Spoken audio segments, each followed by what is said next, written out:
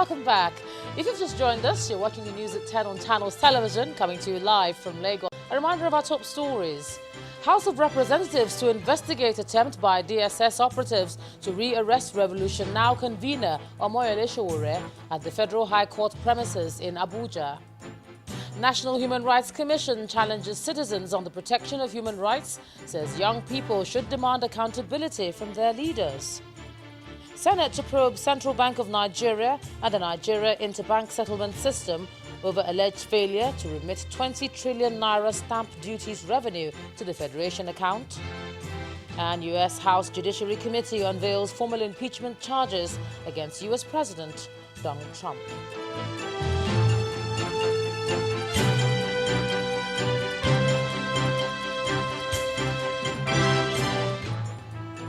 For more information on our top stories and others, do visit our website, channelstv.com. youtube.com/channelsweb has videos of all our shows. President Muhammadu Buhari is in Aswan, Egypt, where he'll be attending the Aswan Forum starting tomorrow, Wednesday, December the 11th, to Thursday, December the 12th. The forum is designed to set an agenda for sustainable peace and development in Africa. It also aims to address the interconnections between peace and development in Africa while promoting Africa-led solutions.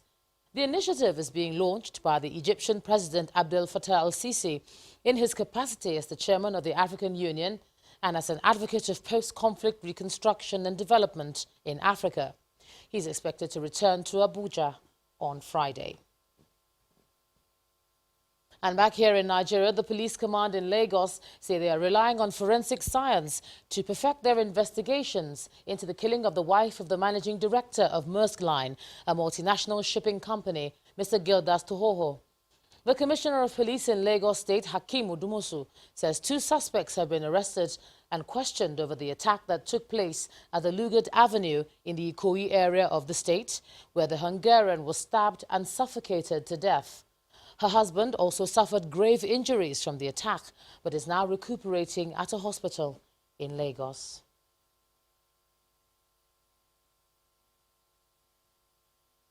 It was Goke that masterminded it. And was just employed there in June this year on 40,000 naira salary. I say it's being old. So it was him that invited Ade Kombi from Mushi.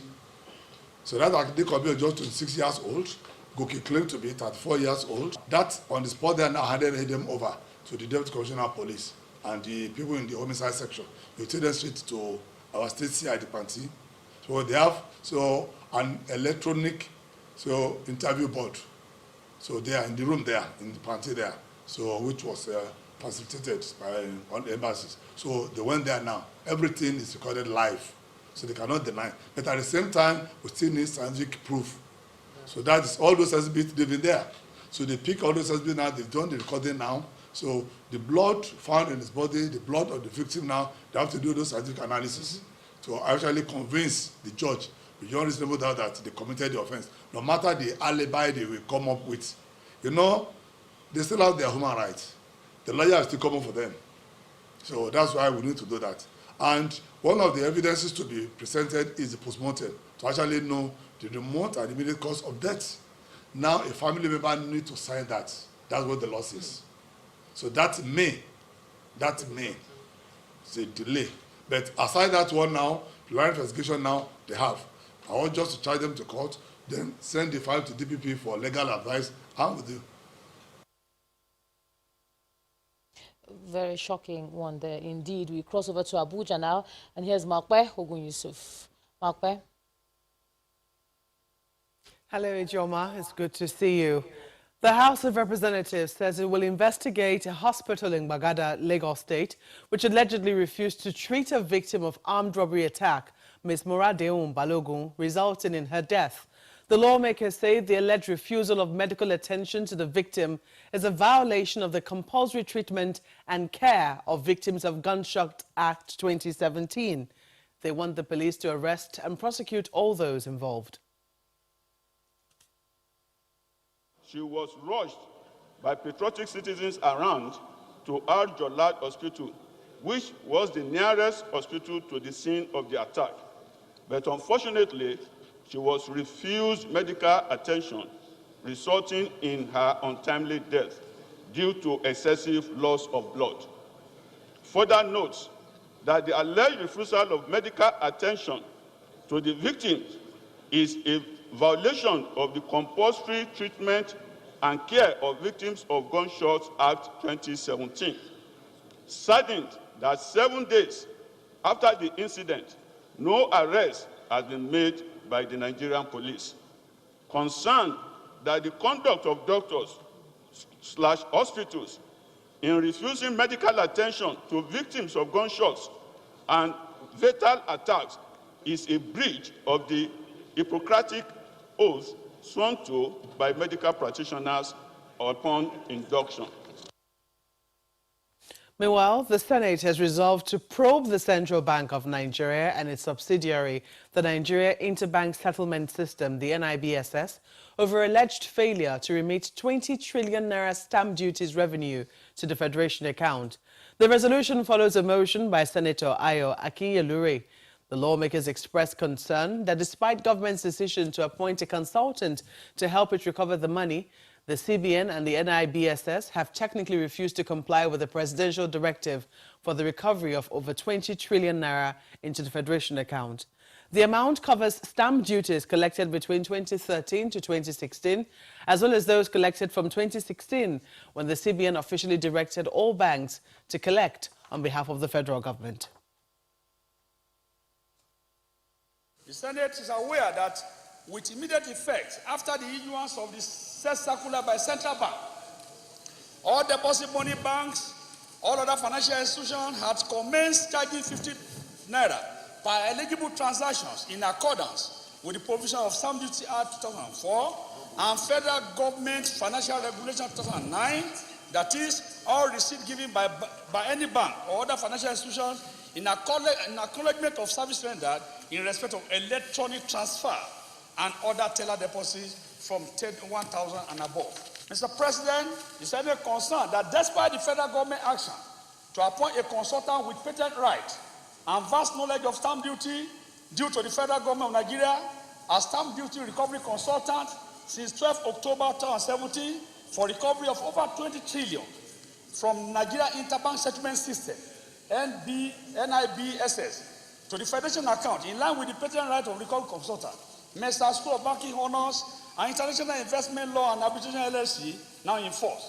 The Central Bank and Nigeria Interbank System have technically refused to comply with presidential directive for realizing of these laudable objectives of the federal government of Nigeria for recovery of over 20 trillion revenue into the coffers of government.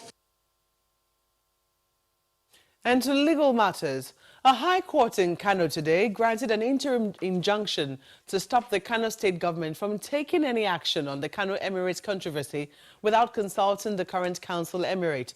Now, this follows a decision by Governor Abdullahi Ganduje to sign a new law approving the creation of 4 new emirates and the appointment of first-class emirs for each of them. The law also establishes the Council of Chiefs. Justice Ahmed Badamosi granted the interim order requested by the kingmakers while the main suit continues. The plaintiffs in the suit are 4 Kano kingmakers headed by the Mother King Kano, Yusuf Nabahani. The judge then adjourned the case to December the 17th. And the Nigeria Extractive Industry Transparency Initiative, that's NATI, is calling on the federal government to adopt initiatives that will curb the increasing crude oil theft in the country. The Executive Secretary of NATI, Mr. Waziri Adio, says data from the NATI Oil and Gas Research shows that at least 41 billion naira has been lost to crude oil theft between 2009 and 2018. Mr. Adio identifies poor legal instruments, active markets for stolen crude, and a weak measurement infrastructure of the country's resources as some major oil theft challenges. Yes, ladies and gentlemen, I would like to once again... It is a meeting of players in the oil and gas sector as the Nigerian Extractive Industry Transparency Initiative, NITI, holds its inaugural policy dialogue on the sector. How do we tackle this active market for stolen crude? A major concern for NITI is the increasing rate of crude oil theft. And data from the NITI Oil and Gas Research shows a loss of 22 million barrels of oil in the first half of 2019 alone. Between January and June this year, half of 2019, 22 million barrels of oil lost.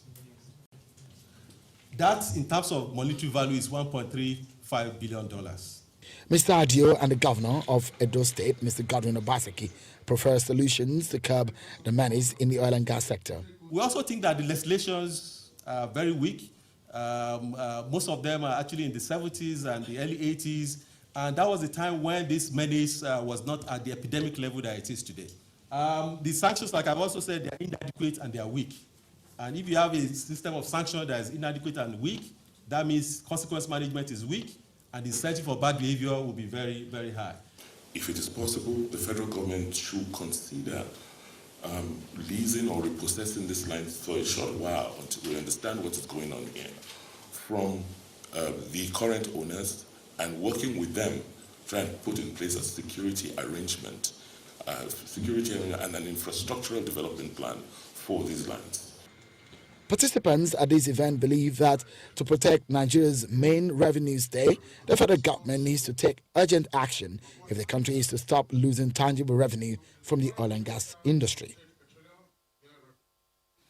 When the news at 10 returns, President Buhari appoints Central Bank Deputy Governor Edward Adamu as chairman of the Asset Management Company of Nigeria to replace current chairman Muiz Banire. That's on Business News. Do join us again.